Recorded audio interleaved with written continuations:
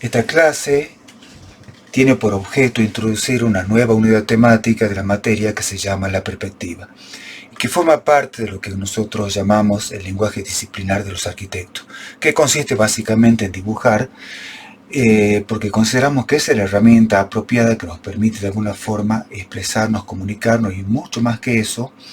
El dibujo no solo tiene que ser interpretado como una herramienta para comunicar cosas, sino también para pensar en el proyecto. Voy a tratar que la clase sea más o menos rápida, para después pasar a la parte operativa, donde vamos a aprender algunos métodos que nos permiten construir perspectivas.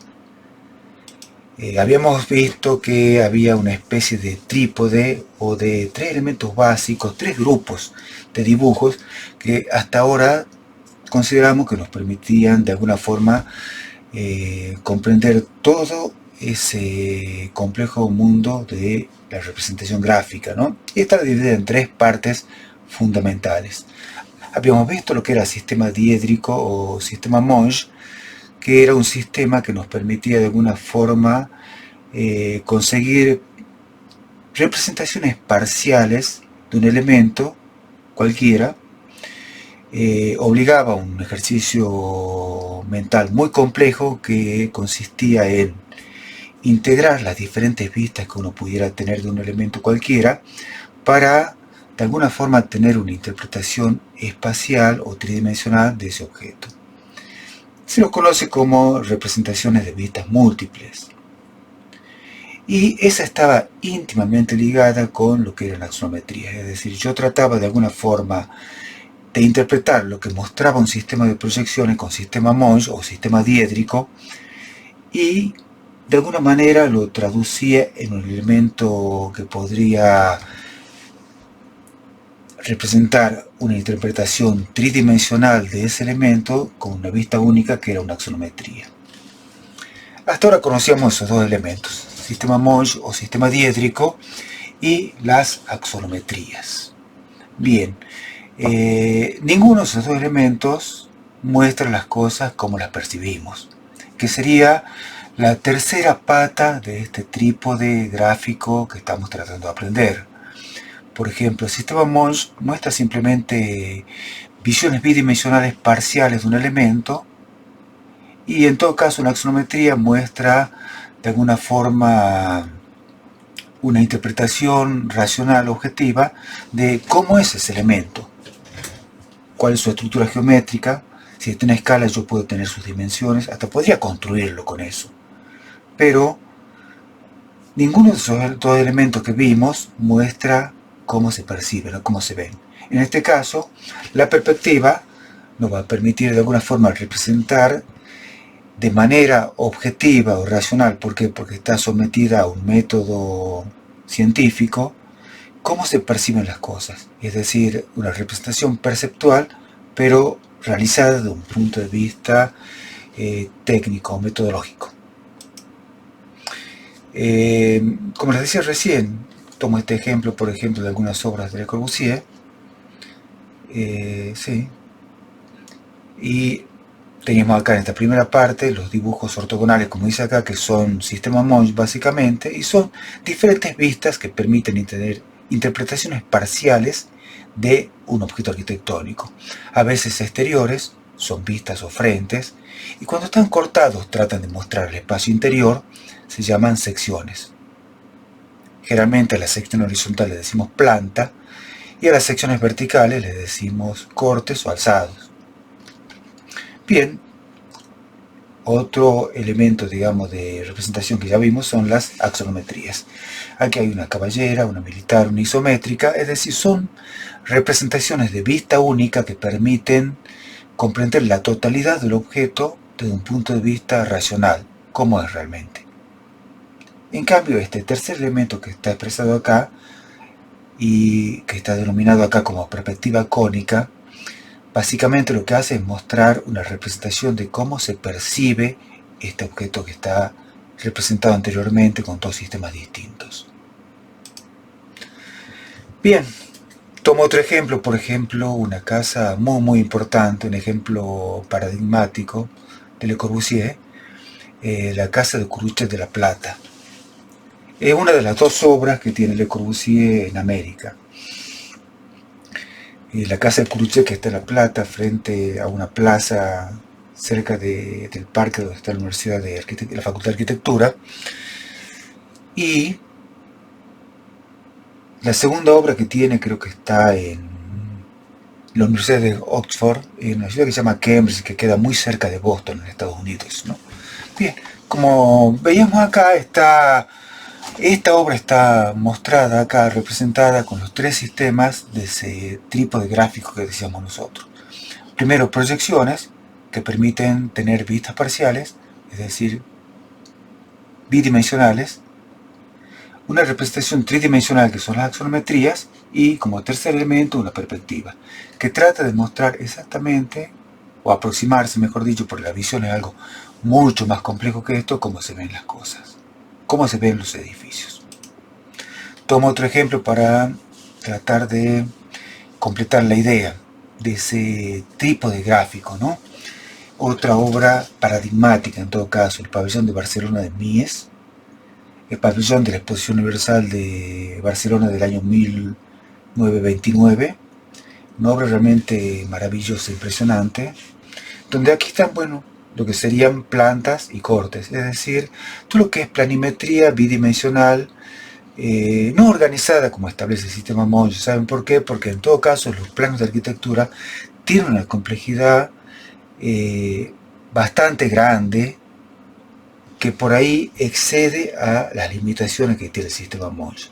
El sistema Monge nos permite introducir una forma de pensar un sistema diétrico de proyecciones, pero hace falta otra forma de organización mucho más compleja para poder completar la representación de una obra arquitectónica.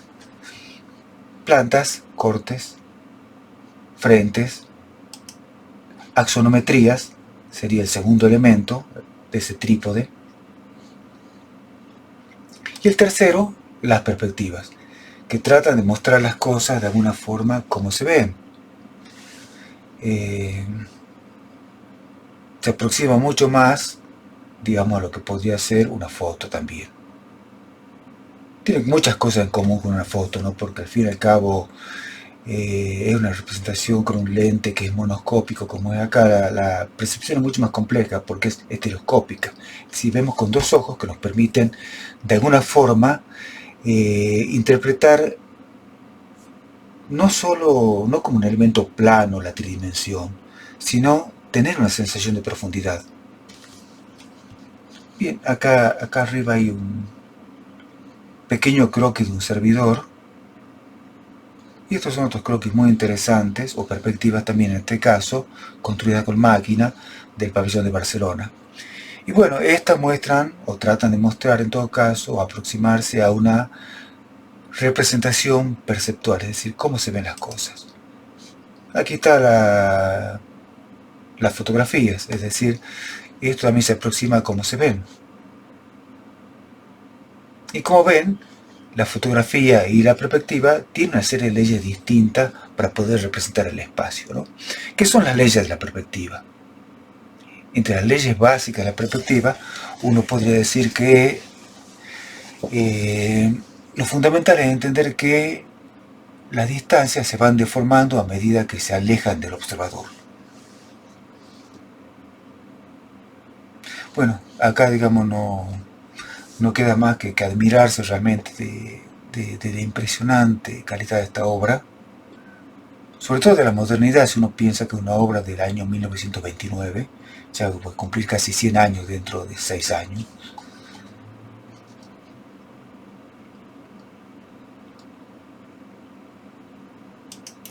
Continuamos. Bueno, ¿de dónde arranca todo esto de acá, no? Durante larguísimo tiempo, mucho tiempo en la humanidad, la verdad que encontró forma de contar, de representar las cosas, pero recién en el Renacimiento,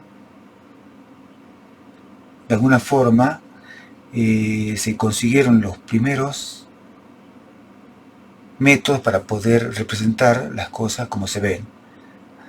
Sobre todo desarrollado básicamente primero por Brunelleschi, que está acá, autor de Santa María del Fiore, de la cúpula de Santa María del Fiore, una obra maravillosa en Italia, Florencia, Leonardo, o en todo caso en Alemania Dürer, Albrecht Dürer, que es una especie, digamos, representante fundamental del Renacimiento alemán, que trabaja sobre el arte, la geometría, en todo caso desarrolla toda una rama de la geometría descriptiva que tiene que ver con las secciones cónicas, que está muy emparentada con la matemática. De ahí nacen las elipses, las hipérbolas, las parábolas. Bueno, y acá está como, ¿qué es lo que se hacía antes del Renacimiento, ¿no? Es decir, del siglo XV. Como recién comentaba, durante un gran periodo de desarrollo de la cultura humana, no hubo realmente una forma precisa de tratar de representar la tridimensión, porque es algo bastante complejo en realidad. Aquí hay un dibujo satírico, donde muestra una serie, digamos, de incongruencias en la perspectiva. Podría ser, digamos, como un juego de errores, ¿no? Descubre los errores acá, hay cosas que son insólitas. Y bueno, se burla, digamos, de gente que por ahí no domina los principios que tiene la perspectiva. O este dibujo que está acá, que básicamente pertenece a la época del Imperio Bizantino, Grecia o Egipto. Esto es Grecia, esto es Roma y esto es Grecia, me parece. Y claro, prácticamente no dominaba la tridimensión, y menos acá, donde se ven, por ejemplo, figuras que están en un mismo plano que tienen diferentes tamaños. Recién en el Renacimiento, siglo XV, es donde, como decimos recién, Brunelleschi, Durero y Leonardo, sobre todo el que inicia todo esto es Brunelleschi, desarrollan sistemas, ingenios, como máquinas, que están lo que son estos grabados acá, que son muchos de Durero, que permiten de alguna forma empezar a descubrir cómo se pueden representar las cosas como se ven.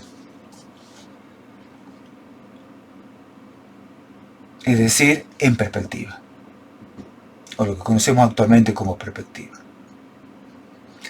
El gran invento del Renacimiento, el gran invento del arte en todo caso, porque estaba básicamente referido al arte, ¿saben qué? Se llama el plano de cuadro, que es esta pantalla que está acá, que permite mirar a través de ella y proyectar sobre eso la imagen que está en la parte posterior. De alguna forma, digamos, todos estos inventos, estos ingenios, se basan en la idea de un plano transparente que permite de alguna forma proyectar de manera cónica lo que se ve atrás de ese elemento. Bien, esta es la actualidad. Esto que está acá son dibujos de chicos de la facultad, chicos de cuarto año, de hace algunos años también, donde ya, como ven, manejan computadoras y manejan sistemas de render y de construcción de modelos de 3D que permiten mostrar de forma muy precisa cómo se ven los proyectos en este caso. En otros casos veíamos algunos dibujos de cosas que existen, acá vemos dibujos de cosas que no existen, que son los proyectos que están en la mente del estudiante. Por supuesto, estas máquinas son tremendamente poderosas, necesitan de alguna forma que uno pueda interpretar cuáles son los conceptos que rigen todos estos sistemas. Por eso es lo que estamos por aprender, cuáles son los elementos fundamentales y conceptuales que permiten llegar a este tipo de construcciones. Bueno, todo se basa en lo que vamos a denominar a partir de ahora los elementos. Y que este pequeño esquema que está acá nos da una idea de los diferentes elementos que intervienen en la construcción de perspectivas cónicas, es decir, perspectivas con puntos de fuga, ¿sí? Bueno, comencemos. Lo primero que uno debería pensar cuando va a construir una perspectiva sería en el observador, es decir, en la persona que recorre un elemento y determina cuál es el punto, el ángulo, la posición adecuada para poder interpretar correctamente lo que estoy tratando de contar. No se trata simplemente de dibujar irreflexivamente, sino tomarse primero un tiempo de tratar de analizar el objeto a representar para encontrar el punto de vista que permite de alguna forma describirlo en función de los objetivos que estoy buscando. Por ejemplo, en este pequeño esquema que está acá, uno podría decir que hay un pequeño objeto acá y hay un observador que lo recorre acá. Aquí hay un observador 1, observador 2, observador 3 o 4, y cada uno de estos observadores obtiene una visión distinta de este elemento muy simple, ¿no? Aquí también hay otro esquema como para dar una idea de cuáles son los recorridos posibles. Acá hay pequeñas flechas que indican, por ejemplo, cuáles son los puntos que se han tomado para poder representar este pequeño pueblo. Este es un librito de Gordon Cullen que se llama El paisaje urbano. Hermosísimos dibujos.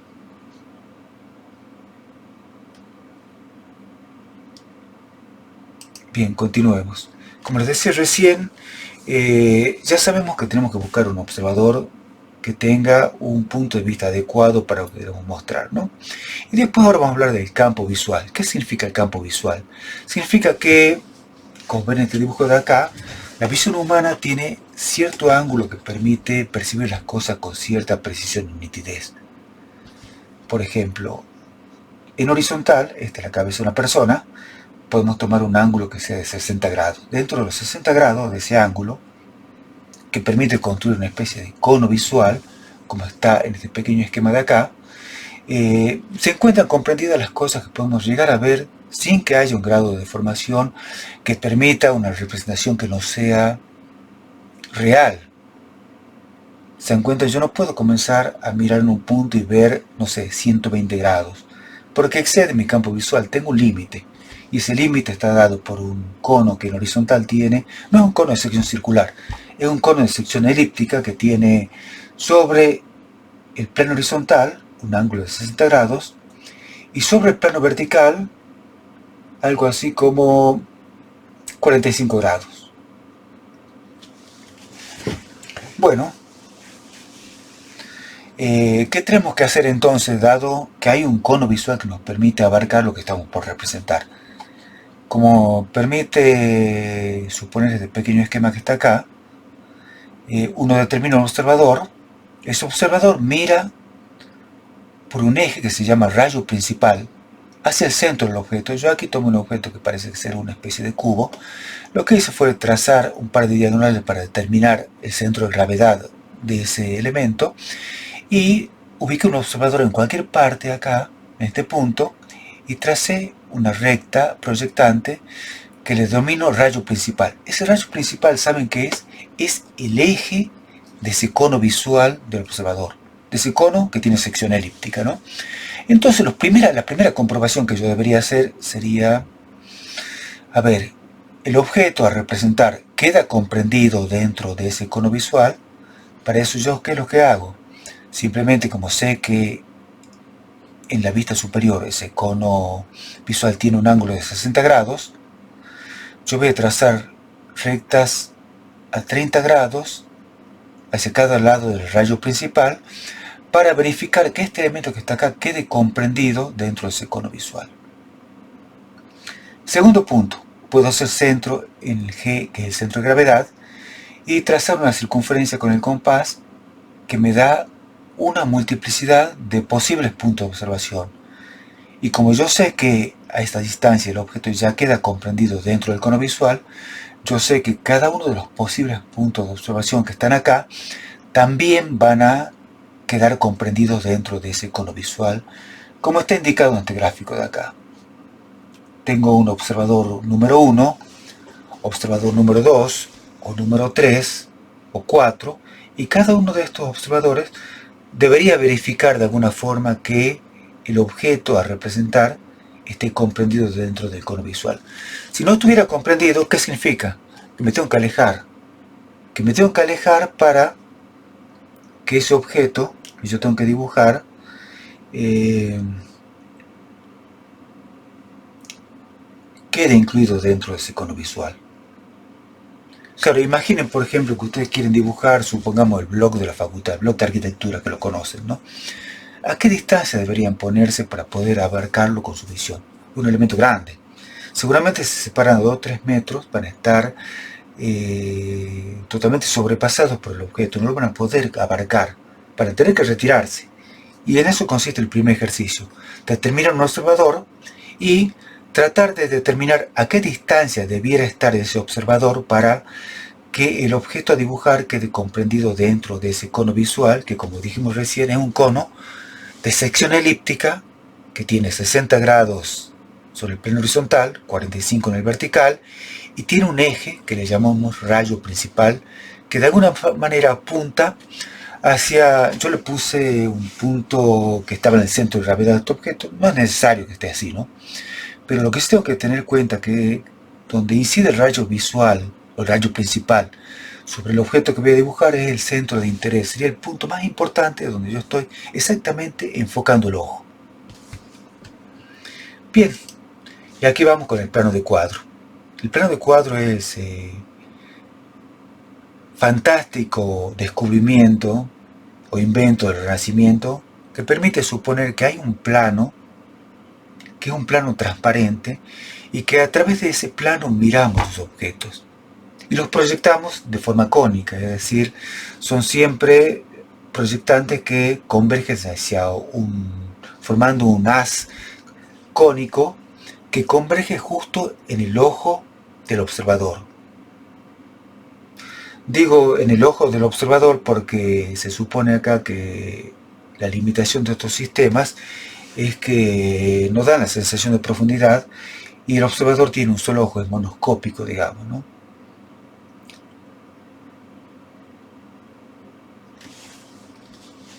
Acá también se ve cómo sería ese plano de cuadro y cómo las cosas que se proyectan sobre ese plano de cuadro aparecen de alguna forma ya representadas en perspectiva. Sería como dibujar a través del vidrio de una ventana. Exactamente eso. Aquí de vuelta aparecen, digamos, los ingenios del Renacimiento, donde aparece una primera interpretación del plano de cuadro acá. Aquí lo vemos exactamente cómo se mira a través del plano de cuadro y se proyecta sobre ese plano transparente el objeto que está acá. Esto que está acá es lo que yo estoy viendo, o lo que está viendo este observador que está en este punto, cuando observa este elemento que está acá proyectado sobre el plano de cuadro. El plano de cuadro tiene que cumplir con una serie de condiciones. La primera condición es, si aquí tengo un observador, este gráfico que está acá, bien, esto que está acá era el rayo principal. Es decir, el rayo que consiste en el eje del cono visual del observador. Bien, ¿cómo es el plano de cuadro respecto a ese cono visual? Y bueno, el plano de cuadro es perpendicular, es decir, está a 90 grados respecto a este eje de acá. Siempre tiene que estar a 90 grados. Como ven, aquí está un plano de cuadro y este eje de acá indica que está a 90 grados respecto al rayo principal.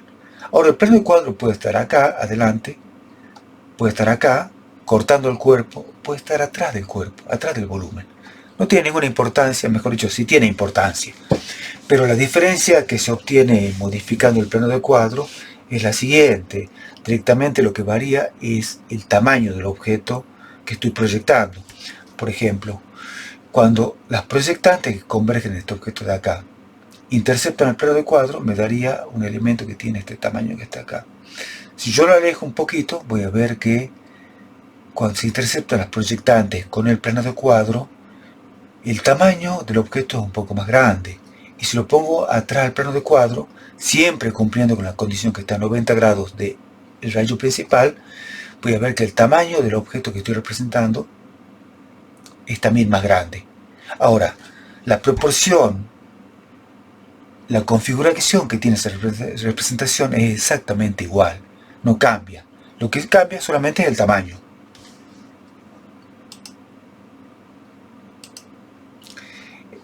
Otro elemento más, línea de horizonte. Bien, veíamos en este elemento que está acá, este gráfico que está acá, que este plano que es color naranja, es el plano de cuadro, y hay otro plano que es fundamental, que se llama plano de horizonte, que es este que está acá. Es un plano horizontal, que pasa justo a la altura de los ojos del observador.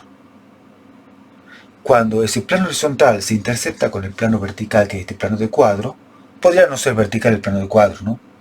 En este caso, digamos, es vertical, pero podría no serlo, podría estar en cualquier inclinación. Cuando se interceptan esos dos planos, que da como origen una recta, y esta línea que es la recta, que es producto de la intersección del plano vertical con el plano horizontal, se llama línea de horizonte. Y esto que está acá, el famoso horizonte. Y siempre, en cualquier representación que yo haga en perspectiva, a la altura de los ojos del observador. Este es el horizonte. Siempre pasa a la altura de los ojos del observador. Por ejemplo, si este observador está parado, el horizonte siempre va a estar a la altura. Si este observador se agacha, también va a estar a la altura de los ojos del observador. Y si está aquí sentado sobre el piso, el plano del cuadro desciende. Ahora, eso no implica que si hay otras personas paradas, tengan sus ojos a la altura del horizonte. Seguramente van a estar distintos. ¿Se dan cuenta? Me acabo de acordar acá, ¿no? Que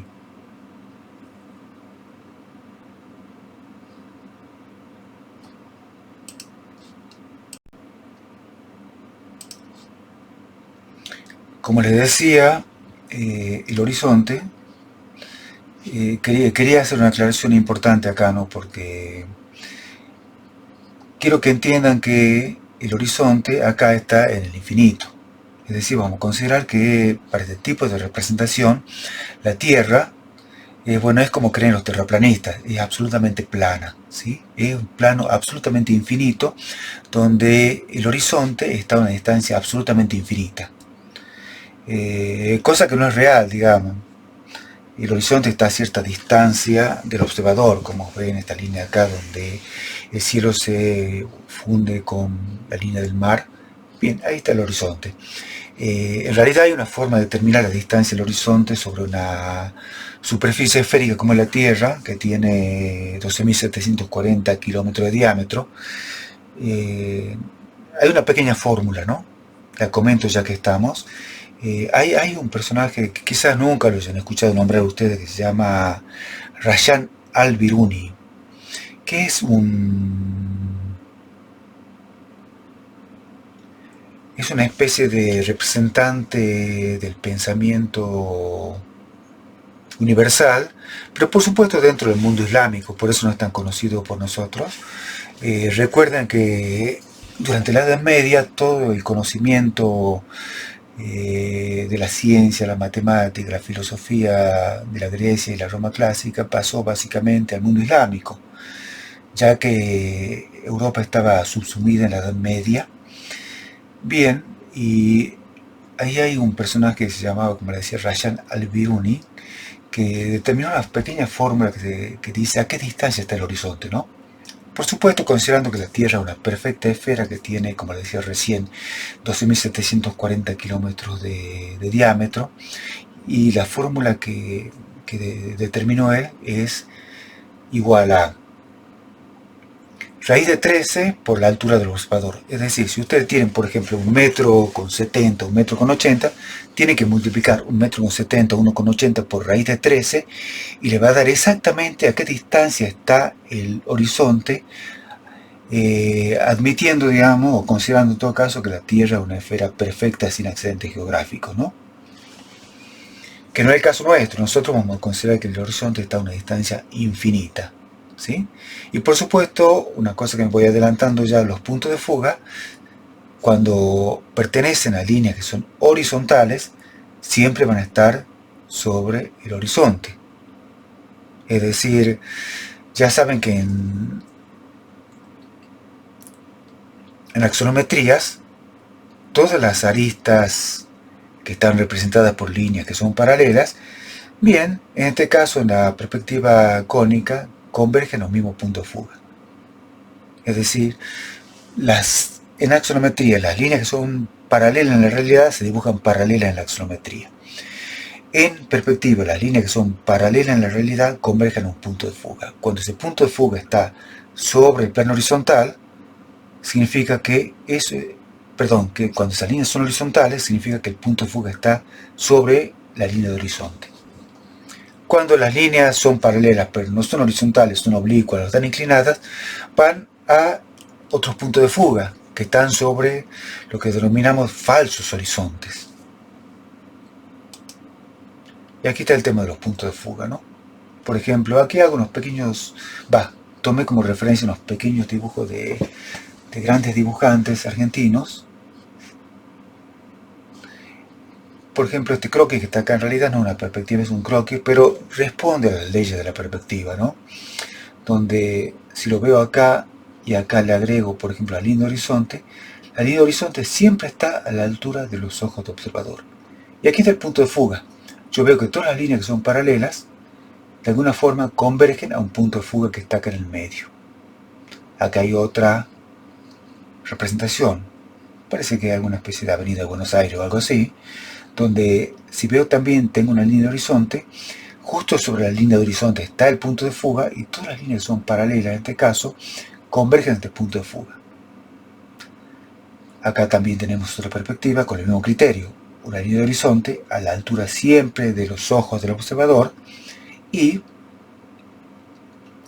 veo, por ejemplo, en este caso fíjense algo distinto, ¿no? Acá todas las líneas que son horizontales convergen a un punto de fuga que está sobre el horizonte, pero acá en esta perspectiva que está dibujada acá, un croquis en realidad, las líneas verticales estas que están acá convergen a otro punto de fuga, no sé si se las alcanza a ver en verde acá, convergen a un punto de fuga que está mucho más arriba. Un pequeño esquema, ¿no? ¿Cuántos puntos de fuga existen? Pregunta fundamental.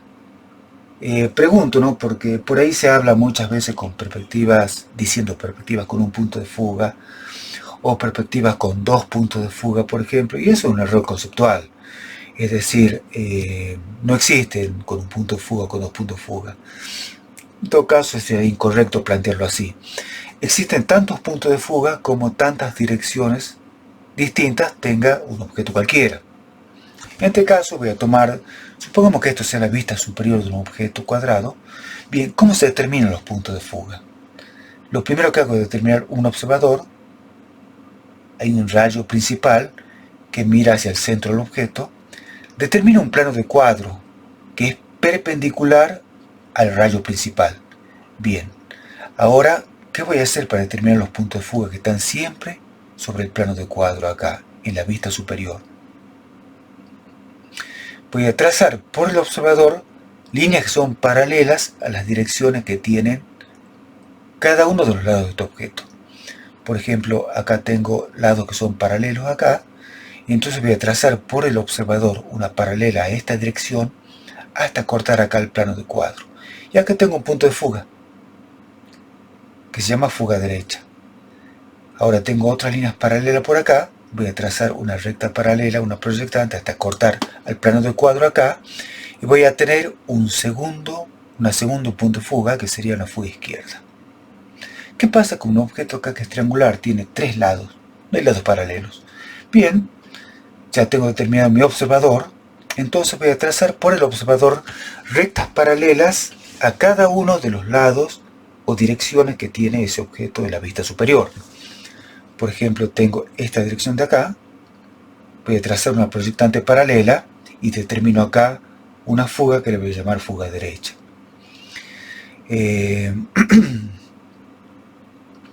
Tengo otro lado que tiene otra dirección acá, voy a trazar otro punto de fuga, y cuando esta proyectante intercepta acá el plano del cuadro, voy a tener una fuga que le voy a llamar fuga central en todo caso. Y después tengo esta tercera dirección, voy a trazar por el observador una proyectante que pasa por el observador propiamente dicho y corta nuevamente el plano del cuadro acá, y aquí determino otro punto de fuga. Esa es la forma de determinar los puntos de fuga, es decir, trazar siempre proyectantes paralelas a cada una de las direcciones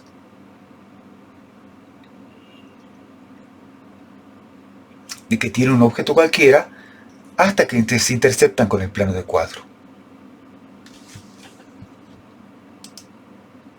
Bueno, continúo un poquito con algunos temas de la estructura que tienen las líneas de horizonte y los puntos de fuga en algunos croquis.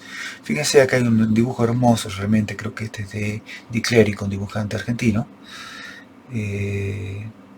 Aquí está la línea de horizonte, como ven, a la altura de los ojos del observador.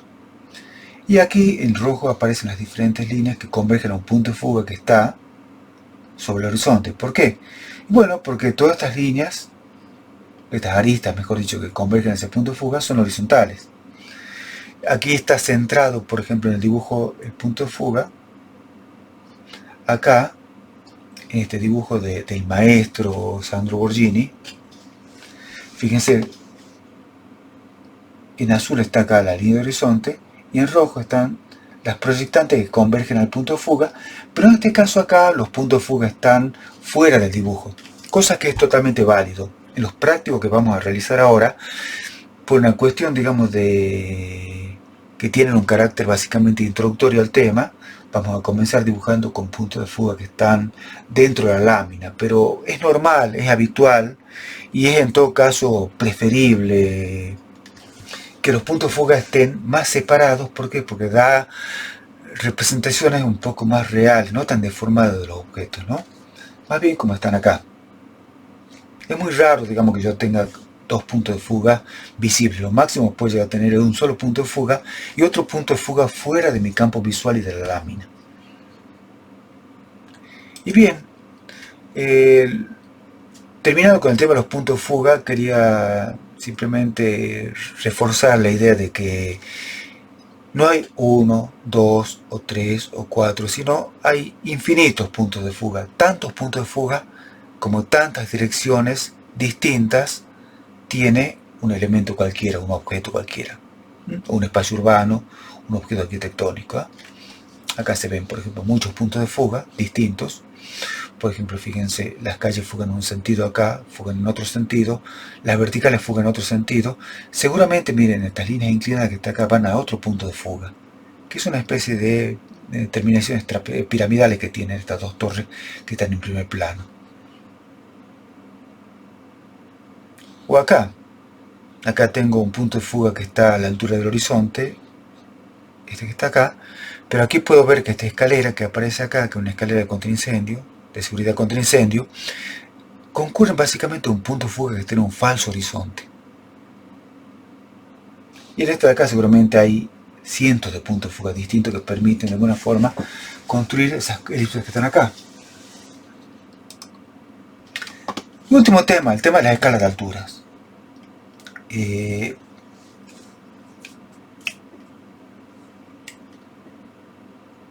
Bien, este será el último de los elementos que tenemos que conocer para poder construir una perspectiva, y lo que tenemos que saber es, lo que decía como regla básica de la perspectiva, es que las distancias se van deformando a medida que avanzan en profundidad, o se achican o se agrandan en todo caso. Si se acercan, se agrandan; si se alejan, se achican, ¿sí? ¿Qué es lo que muestran estos pequeños gráficos de acá mostrando con figuras humanas? Por ejemplo, fíjense, acá está el horizonte y, como decíamos en un comienzo, todas las cabezas, mejor dicho, los ojos del observador coinciden con la línea de horizonte, independientemente a qué distancia estén. En cambio, en este caso de acá, el horizonte está mucho más arriba, por lo tanto, las personas básicamente van fugando hacia el horizonte a una fuga que se llama fuga de alturas. Por ejemplo, está bien, podría haber diferente altura entre estas personas que están acá. Yo puedo asumir que todas estas personas que están acá miden lo mismo, este chico, este hombre o este muchacho que está acá, y vamos a ver que todas esas medidas se van deformando a medida que avanzan en profundidad y se pueden trasladar en forma horizontal también para obtener la altura de personas que están en otra posición del dibujo. ¿Cuál será el criterio? Trabajar con una escala de alturas donde yo, sobre el plano de cuadro, voy a trazar una escala de alturas y este punto de acá se va a llamar 0, 0. Y a partir de ahí voy a restar o sumar diferentes alturas, según me haga falta en el dibujo, y esto me va a permitir determinar diferentes alturas en diferentes profundidades de la construcción de la perspectiva, ya sea hacia adelante o hacia atrás. Algo que tienen que tomar como axiomático, básicamente, como algo que es fundamental, es que sobre el plano de cuadro, todas las alturas siempre son reales. Es decir, yo sobre el plano del cuadro voy a tomar esta escala de alturas donde si hay algo que mide 3 metros, voy a poner 3 metros acá y acá 2 metros, lo que haga falta, en la escala que fuera, ¿sí? Entonces, y esa medida que es real sobre el plano del cuadro se va a ir deformando a medida que avanzo en profundidad, se va a hacer más chica, o si me vengo hacia adelante con el dibujo, se va a hacer más grande. Bien, esos serían los elementos básicos que yo debería conocer para poder construir una perspectiva como esta que están acá. Continúo mostrando trabajos elaborados con máquinas, pero que en todo caso respetan exactamente los mismos conceptos fundamentales, fundantes de este tipo de representación, y que yo los debo conocer para poder trabajar, yo diría, con cierta densidad, con cierta profundidad y conocimiento dentro de esta forma de representar edificios, ¿no?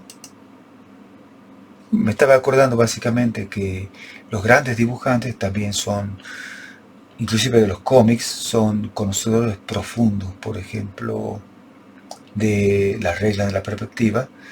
Por lo menos algo que siempre me llamó la atención a mí, ¿no? La complejidad que tiene algún tipo de representación y cómo se representan perfectamente todas las reglas que estamos estudiando antes. Bueno, aquí hay un dibujo de Eternauta, dibujado por Francisco Solano Benítez, o Altuna, otro gran dibujante de acá, y este es un dibujante francés que se llama Moebius, que no es el Moebius del taller de la facultad, es un dibujante que se llama Jean Giraud. Moebius era un científico geómetra. Y bien, estoy terminando entonces con esta etapa introductoria. Ya dentro de un instante voy a subir otra clase donde les explico exactamente cómo es el procedimiento que hay que utilizar, porque estos son básicamente aspectos de tipo conceptual. Quiero que entiendan los conceptos de observador, cono visual, plano de cuadro, línea de horizonte, punto de fuga y escala de alturas. Con esos conceptos clarísimos, yo recién puedo empezar a abordar lo que sería una estructura metodológica que nos permita construir perspectivas, y vamos a empezar obviamente por ejemplos muy simples, y vamos a ir avanzando en complejidad en la materia, y después le vamos a introducir otros factores inclusive que le dan cierta dimensión más de representación, como ser el tema de la sombra. Por ahora comenzamos con la perspectiva y doy por terminada esta pequeña introducción, espero que sea clara, y en todo caso hacen consultas con los docentes o conmigo sin ningún problema. Bueno, como ya saben, hoy empezamos a trabajar con elementos de dibujo, ¿no? Con instrumentos. Primero pegamos la lámina se pega de esta forma. Primero se ubica la cinta de papel de forma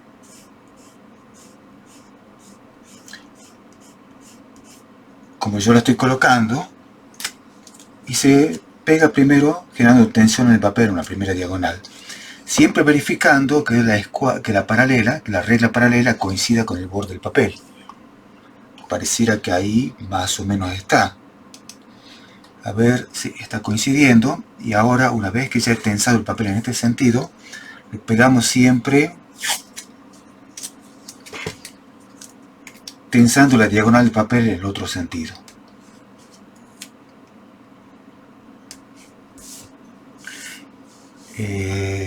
Nunca ponga la cinta de esta forma, como creo que hay mucha gente que la pone. Esto no, ven chicos, la cinta se pone en el sentido que trabaja el papel, como está ahí, ¿de acuerdo?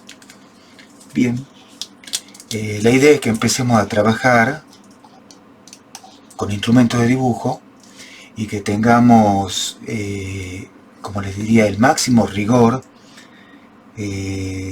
para desarrollar una técnica muy apropiada que nos permita dibujar con corrección, siempre utilizando correctamente los instrumentos de dibujo, escuadras, reglas, escalímetro y demás cosas. Bueno, ahora sí largamos con la explicación del procedimiento para construir perspectivas cónicas, uno de tantos procedimientos que existen, Y este se llama direcciones dominantes. A medida que lo explique van a entender cuál es la razón que tiene por ese nombre. A ver, había planteado un tema muy sencillo acá para explicarlo, que no es el práctico. ¿Se dan cuenta? El práctico es un tema un poquito distinto. Pero este simplemente tiene como objetivo que ustedes comprendan cómo es el procedimiento constructivo de la perspectiva cónica. Bien, a ver, acá estoy molestando, mejor me voy para este ángulo que está acá. Sí, aquí estoy mejor. Bien, bueno, hay una vista de frente y una vista superior de un cuerpo muy sencillo, un prisma.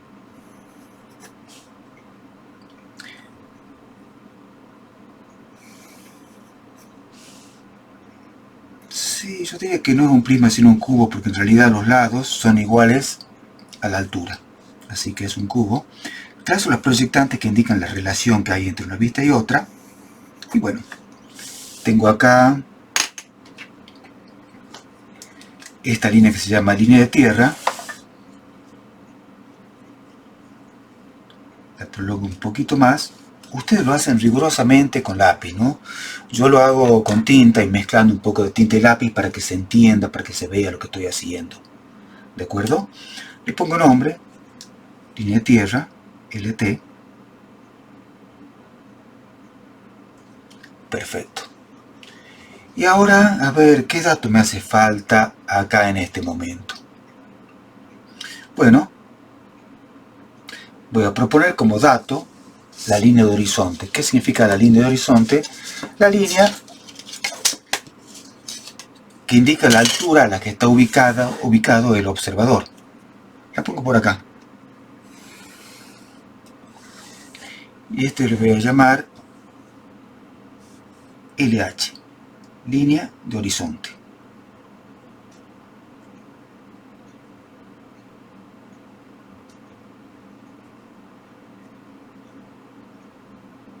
¿A qué altura está la línea de horizonte? A cualquiera, es arbitraria, la decido yo. En este caso la puse a 6 centímetros de la línea de tierra, pero puede ser un dato que se dé en el práctico, también puede ser que se les pida que la ubiquen ustedes. En este primer práctico simplemente le vamos a dar todos esos elementos como datos. Así que no van a tener que pensar en nada de eso. Bueno, ¿qué es lo primero que tengo que hacer? Ya tengo el enunciado, tengo este cubo, tengo línea de horizonte. Lo primero que voy a hacer es ubicar el observador. Repito, en el caso del práctico, el observador va a ser un dato. Acá yo lo voy a poner de una forma más o menos aproximada. A ver, ¿qué es lo que hacía? Primero trazaba un par de diagonales acá, sobre el cuerpo, para determinar básicamente cuál era el centro de gravedad. No es necesario hacer eso, ¿no? Uno podría tomar el punto de partida del rayo visual del observador en cualquier parte, ¿sí? Quiero que quede perfectamente centrado, voy a tomar a partir de este punto que está acá. Y voy a trazar en cualquier dirección una recta que mira ese punto de acá, y sobre esa línea que está acá va a estar el observador. Lo voy a poner acá. Este va a ser el observador. Obviamente mira en esta dirección. Sí, lo podría hacer con tinta, a ver si es que no queda demasiado empastado. Ahí está. Bien, y esta línea que está ahí, que indica en qué dirección mira el observador, se llama RP o rayo principal. RP. Es decir, esa línea es el eje de ese cono visual que hablamos hace un rato, que tiene una sección elíptica. Abarca 60 grados en horizontal y 45 grados en vertical. Por lo tanto, lo que yo podría hacer ahora es lo siguiente: verificar si este volumen de acá queda contenido dentro de ese cono visual. Para eso pongo esta escuadra a 30 grados acá, de esta forma,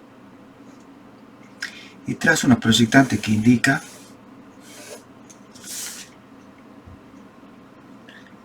un lado del cono visual. el otro lado está para acá, o sea que aparentemente, si esto que está acá es el cono visual, el volumen sí queda perfectamente contenido dentro de lo que mira el observador, ¿de acuerdo? Bien, ya tengo entonces el observador, rayo principal, determiné que el cono visual es correcto, que es de 60 grados. Como este es un ejercicio para que aprendan, voy a hacer lo más redundante posible y voy a indicar que este ángulo de acá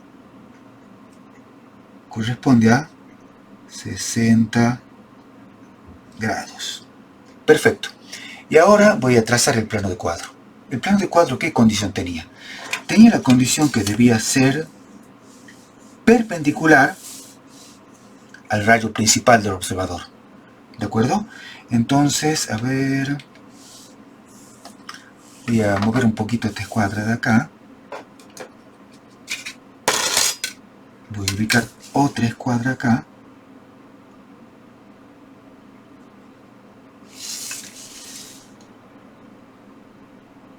Se movió un poquito. Esto es interesante porque le va a dar un poco de experiencia en poder manejar las escuadras. Bien, sobre la escuadra verde va a estar lo que sería el plano de cuadro que tiene con la condición de ser perpendicular al rayo principal, que yo lo voy a poner a cualquier distancia, lo puedo poner acá, acá, cortando el cuerpo como vimos, o atrás, ¿sí? Yo en este caso lo voy a poner al plano de cuadro en esta posición.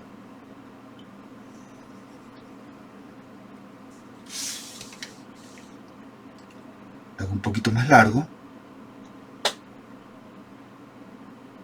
Siempre se trabaja con dos escuadras, ¿de acuerdo? Y quizá un poquito más todavía.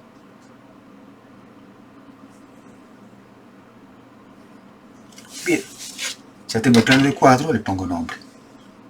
PC o plano de cuadro. ¿Sí? Y este punto acá, donde corta 90 grados el rayo principal del observador, le voy a llamar punto O. ¿Sí? Ahí está, ese punto se llama O. ¿Qué más tengo que hacer acá? Por ahora yo diría que casi nada. A ver, trataría de comenzar a construir ahora la perspectiva con esos datos. Bueno, lo que hice ahora fue conseguirme algunos lápices de color para expresar de alguna forma cuál es la superficie que va abarcando ese cono visual de 60 grados. Simplemente le voy a hacer que se vaya diluyendo acá, pero quiero que esto se vea dentro de esta vista superior.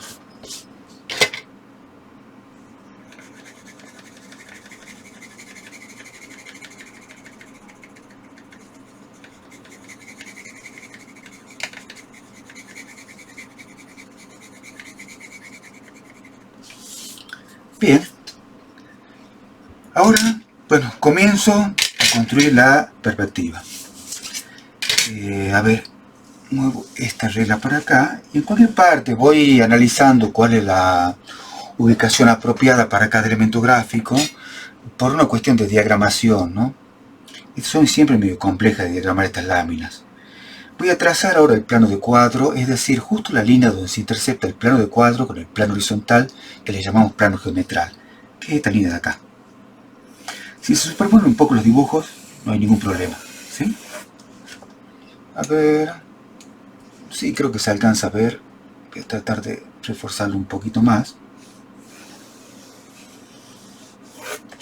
Y ahora, respecto a este plano de cuadro que está acá, voy a arriesgar, le voy a poner el nombre en cualquier parte porque no sé si después me va a molestar. Voy a trazar una recta vertical en esta posición.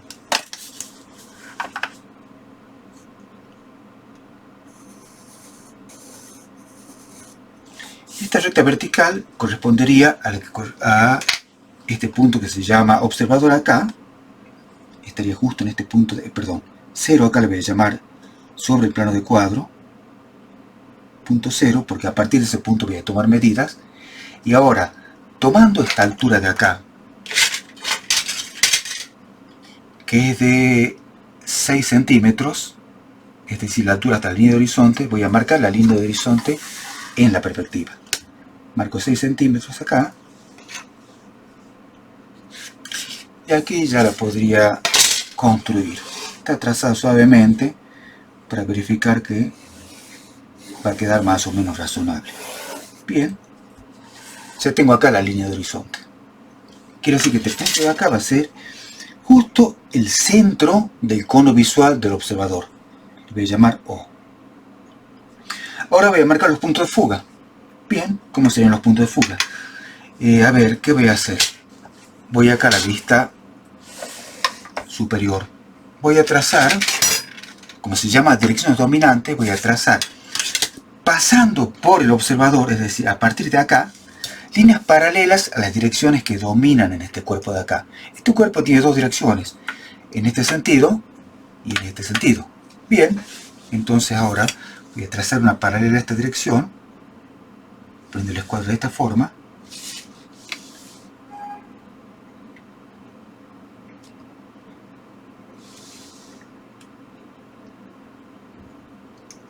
y pasando por el observador trazo una recta hasta cortar el plano de cuadro. Cuando corta aquí el plano de cuadro, lo que se ve claramente, tengo un punto de fuga. Y si estoy mirando en esta dirección como apunta la lapicera, para este observador este punto va a estar a la izquierda. Por lo tanto, lo voy a denominar fuga izquierda. Ahora hago lo mismo con la otra dirección, por eso mismo se llama dirección dominante.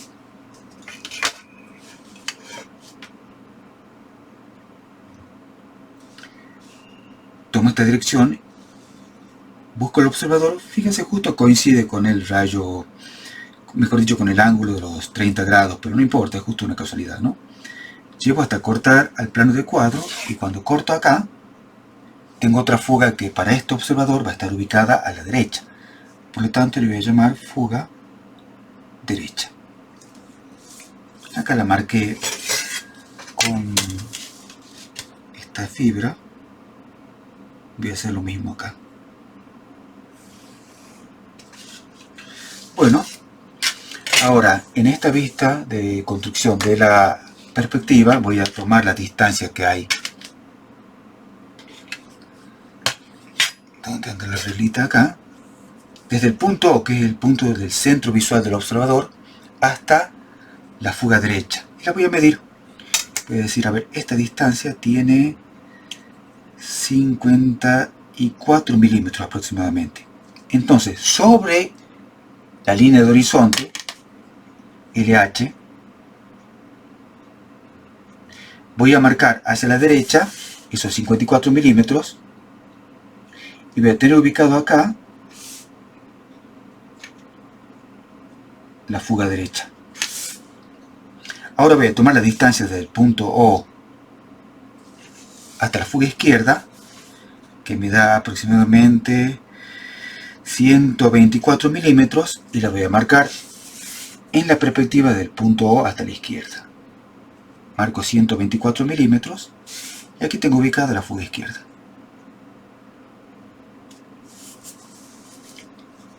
Bueno, ¿cómo continúa esto de acá? Voy a empezar ahora proyectando o prolongando las direcciones que dominan en el cuerpo hasta cortar el plano de cuadro. ¿De acuerdo? Entonces, ¿qué voy a hacer? Primero le voy a poner nombres a estos puntos. Le voy a poner nombre punto 1, 2, 3 y 4. ¿Sí? Voy a proyectar esta recta que contiene el punto 1 y 2 hasta cortar el plano de cuadro. Y cuando corte el plano de cuadro, lo voy a marcar este punto de acá. Le voy a poner si quiero un nombre.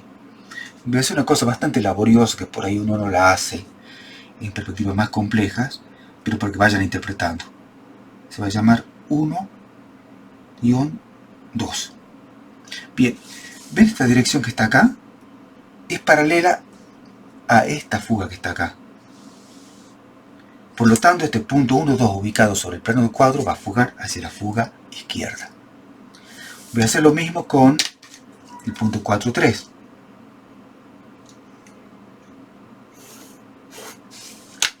Corta acá el plano de cuadro lo voy a llamar 4-3. Es un poco gruesa la fibra para...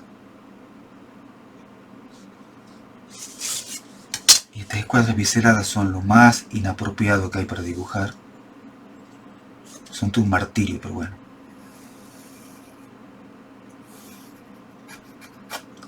Ahí está. Una pequeña imperfección. Ustedes la borran, la corrigen. Ahora voy a trazar proyectante siguiendo las líneas que faltan. Aquí está 3,2. 3,2 da a una pequeña distancia del punto O. No importa. Está al lado del punto O, lo marco acá. Este sería 3-2. Y ahora voy a proyectar 4,1 hasta cortar el plano de cuadro. Sí, creo que se ve ahí. Voy a marcar acá este punto de acá. 4-1. Bien. Voy a transcribir estos datos que están acá al plano de cuadro. No en la línea de horizonte. Por ejemplo. A ver, el punto 1,2. Está este que está acá. Está, a ver, voy a medir aproximadamente 28 milímetros desde el punto 0. Entonces a partir de acá voy a trazar 28 milímetros por ahí, y aquí estaría el punto que se llama 1,2. 1-2. Este punto contiene esta recta proyectante que tiene esta dirección y que es paralela a la dirección de la fuga izquierda. Por lo tanto, este punto que está acá va a fugar hacia la fuga izquierda de esta forma.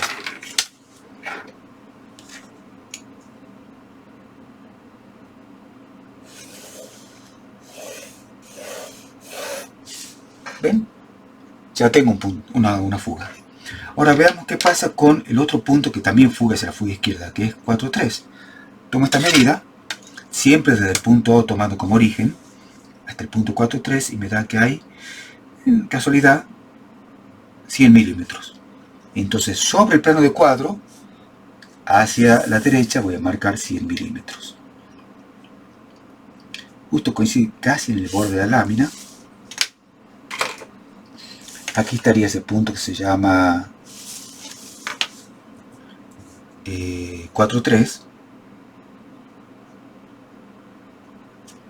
Y también va a fugar hacia la fuga izquierda. Tomo mi lápiz y lo llevo hacia la fuga izquierda. Esta escuadra, bueno, da justito la escuadra, busco otra escuadra un poquito más precisa.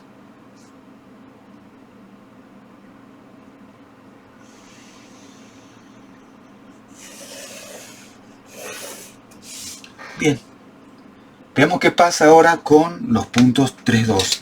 3,2 está a una pequeña distancia, muy chiquita, aparentemente 3 milímetros del punto O hacia la izquierda. Lo voy a marcar acá. 3 milímetros. Bien.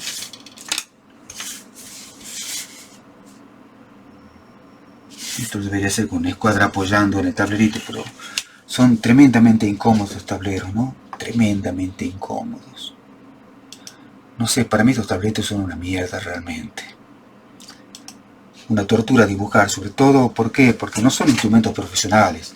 Es decir, un verdadero tablero debería tener una paralela con rodamientos, no esta cosa de plástico que tiene acá, que es una porquería. Tienen generalmente rodamientos que son rulemanes de metal, los buenos de las buenas reglas paralelas.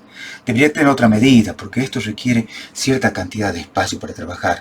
Pero como es una especie de etapa de transición donde tiene que haber algunos fundamentos básicos del dibujo con elementos con instrumentos de trabajo de dibujo, pero va a ser una etapa de transición porque realmente dentro de un par de años todos ustedes van a estar dibujando con la computadora, y porque la computadora básicamente es, como se podría decir, imbatible, es decir, no hay con qué darle realmente, es mucho más eficiente que el dibujo a mano, sobre todo cuando te haces viejo como yo, que ya no ves nada. Lo que sí le va a quedar para siempre, ¿saben qué es?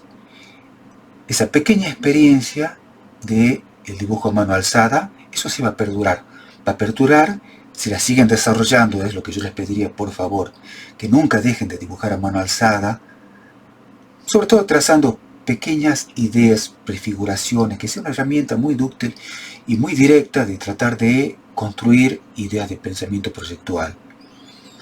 Bien, hecha esta salvedad, yo decía que este punto de acá era el punto 3,2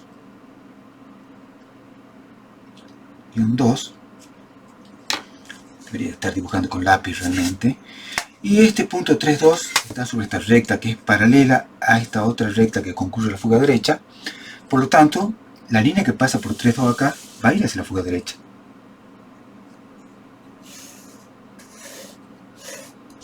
De esta forma. Me faltaría ahora 4,1. Voy a tomar la medida hasta 4,1.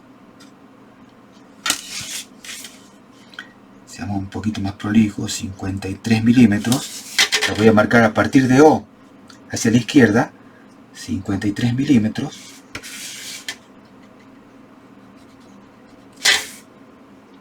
Aquí estaría el punto que se llamaría 4,1. Capaz que la mejor forma de poner los números con lápiz, porque la fibra se difunde bastante. Me parece que no se ve. No importa. Este es 4,1.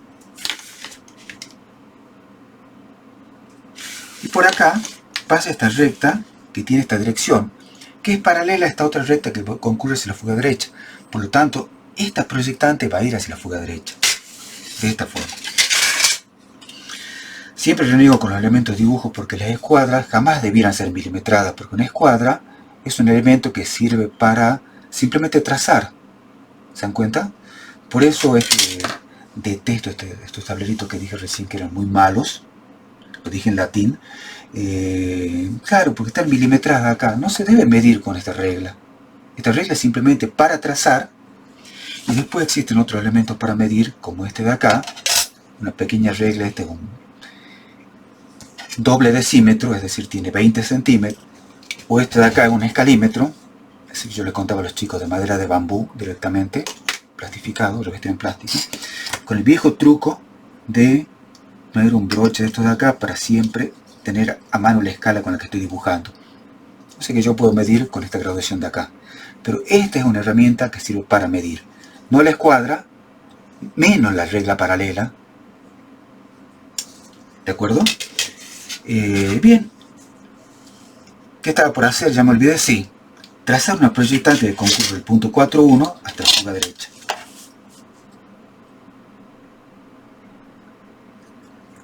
Y bien, como verán, de esta forma, ¿qué he conseguido? Construir acá lo que sería la base de este cubo que estamos viendo en perspectiva. Bueno, inclusive les podría poner nombres si quisiera. Yo podría decir, fíjense, en esta proyectante concurre el punto 4,1 y por esta el 4,2. ¿Cuál es el punto común? El 4. ¿Qué significa? Que este punto que está acá es el punto 4. Por esta proyectante está el 4,1 y por esta proyectante está 4,3. Perdón, aquí hay un error, a ver.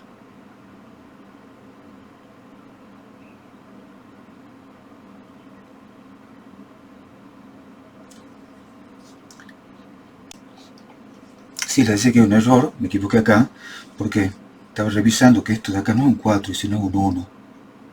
Es decir, el 4 es común a esta proyectante y esta de acá. Acá está el punto 4 realmente.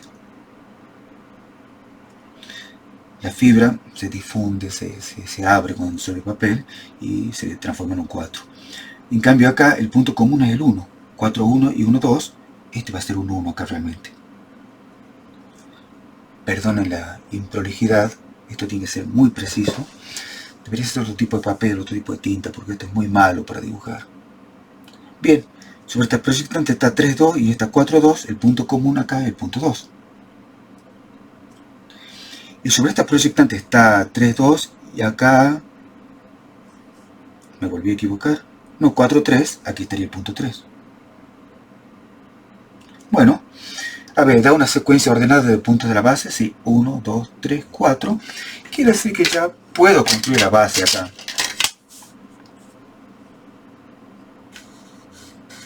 Esta es la base del cuerpo que estoy por dibujar en perspectiva.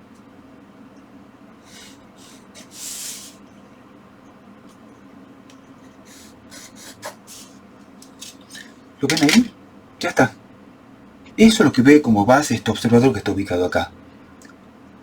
¿Está bien construido? Sí. ¿El plano de cuadro pasa por delante del cuerpo? Sí, acá pasa por adelante. Si yo hubiera trazado el plano de cuadro por acá, cortando el cuerpo, acá el plano de cuadro debería estar también cortando el cuerpo. O si yo hubiera trazado el plano de cuadro atrás del cuerpo, acá debería estar pasando atrás del cuerpo.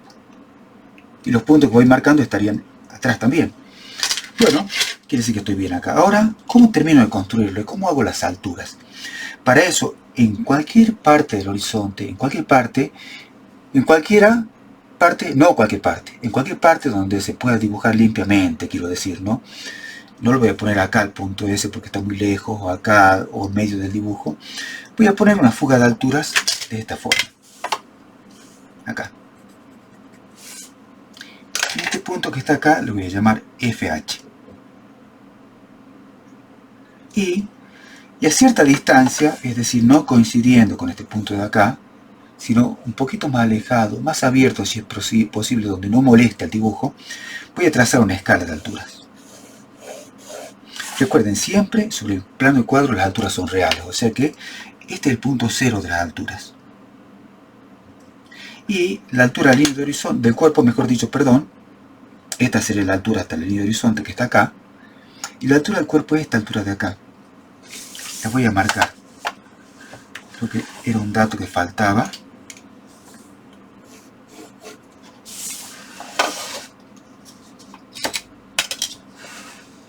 Bien. Esta medida que está acá, que es dato, dice que tenía 40 milímetros, le voy a poner 40 milímetros acá. Bueno, ahora, sobre esta escala de altura que está acá, voy a tomar esta medida y la voy a trasladar acá. Voy a trasladar los 40 milímetros. En este caso tengo una sola altura. Yo podría tener otras escalas que tienen muchas alturas distintas, pero acá tengo una sola altura. Ahí están los 40 milímetros. ¿Qué hago? Trazo por la base de la escala de alturas una fuga que va hasta la fuga de alturas. Una línea proyectante, perdón.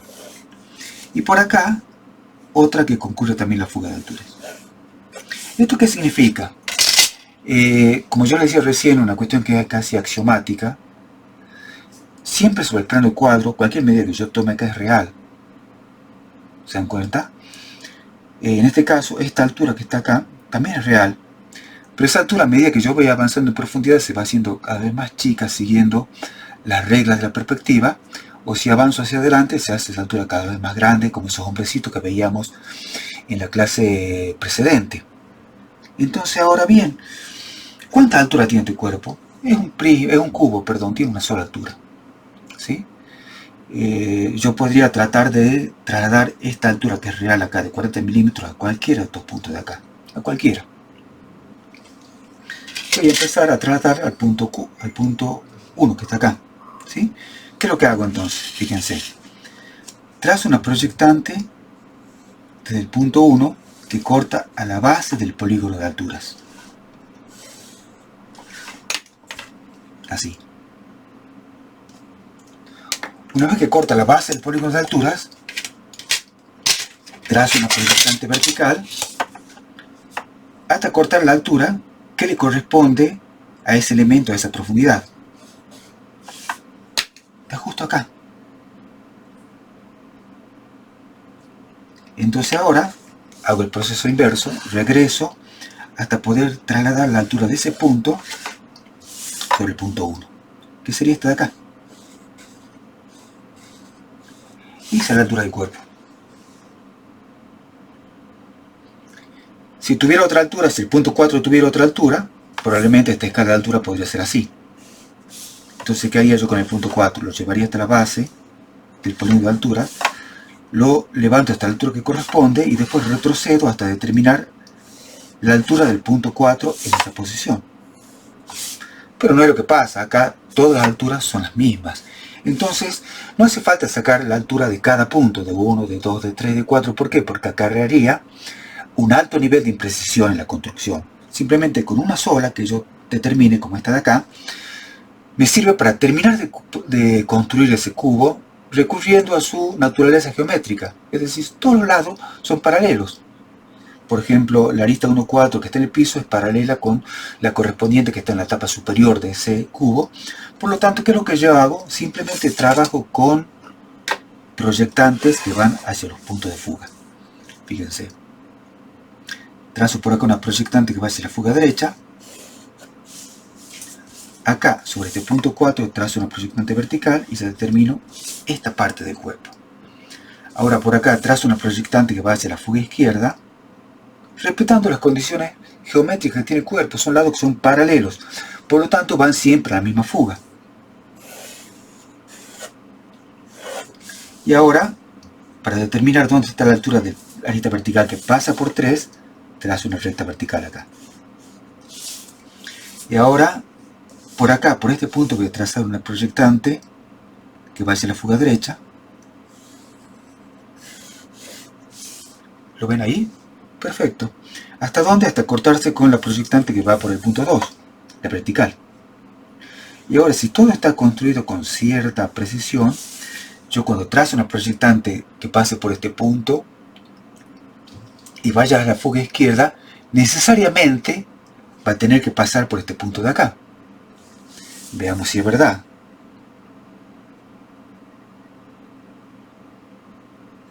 Perfecto. ¿Ven cómo pasa por ahí? Bueno, qué sé yo, ¿qué voy a terminar de hacer?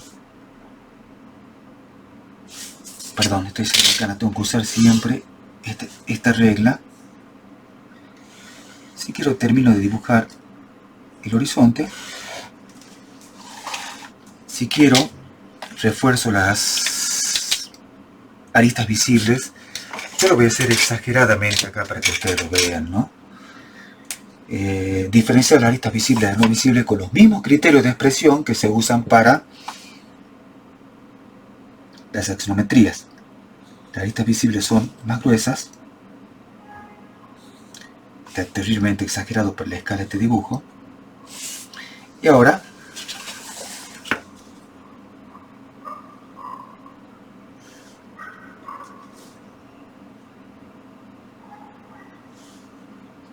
puedo terminar de reforzar estas líneas siempre verificando que concurran al punto de fuga correspondiente.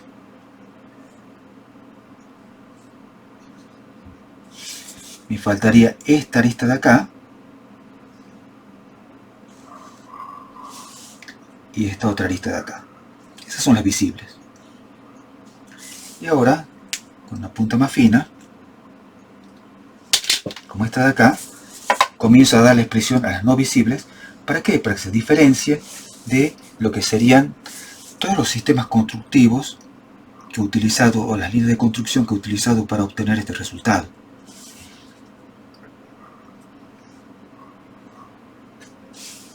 Y ahí está. Han construido su primera perspectiva cónica. Bueno, como último paso, le puedo dar un poco de expresión acá. Tratando siempre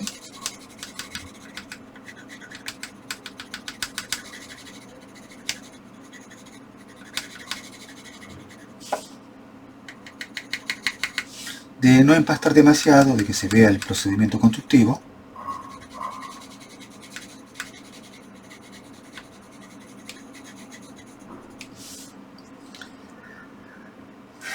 Doy un poco de expresión a este lado de acá. Como la luz lo afecta de diferentes formas, seguramente van a tener diferentes valores, así que le pongo otro color acá también. Sí, puede ser. Y después, por ejemplo, quizás un muy suavecito sobre la cara superior, que es la cara que está más expuesta a la luz.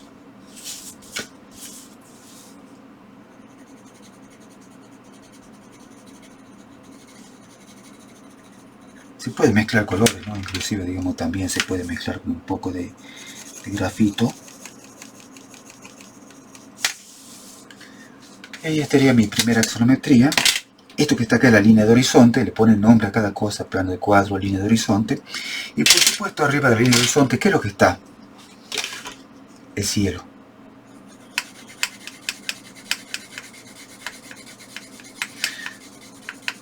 ¿Se acuerda lo que les contaba de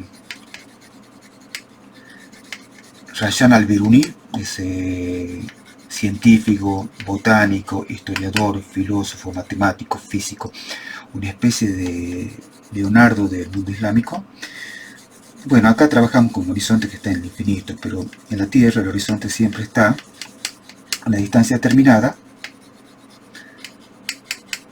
por la expresión raíz de 13 por la altura del observador, que realmente le va a dar el orden, como les contaba, de 6 kilómetros. Quizás nunca hayan escuchado hablar de Rajan al-Biruni, pero lo usamos todo el tiempo, ¿no? Todo el tiempo en las cosas que hacemos. Por ejemplo, ¿saben qué se le atribuye a Biruni como procedimiento matemático que usamos, pero todos los días estoy seguro que lo usan cientos de veces ustedes? La regla de 3 simple. La regla de 3 simple, según la historia, fue desarrollada por al-Biruni.